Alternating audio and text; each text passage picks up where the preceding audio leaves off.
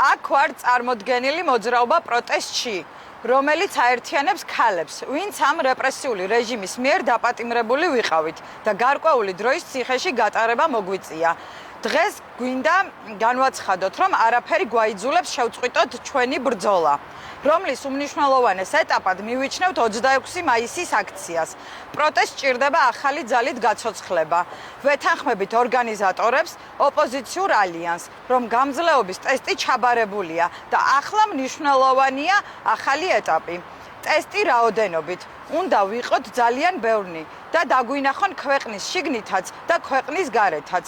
დავინახოთ ერთმანეთიც და ერთად ყველას უთხრათ, რომ ჩვენ ბევრნი ვართ, ჩვენ უმრავლესობა ვართ და სამშობლოს დათმობას მოძალადე რეჟიმისთვის არ ვაპირებთ. 26 მაისს 7 საათზე მსვლელობა უნივერსიტეტიდან პარლამენტამდე, ერთად ბოლომდე გამარჯვებამდე.